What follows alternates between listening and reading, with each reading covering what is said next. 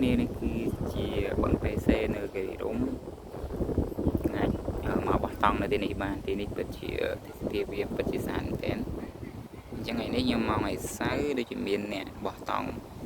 មកបដាហើយគាត់នេះអាចបោះតាំងពីម្សិលមិញ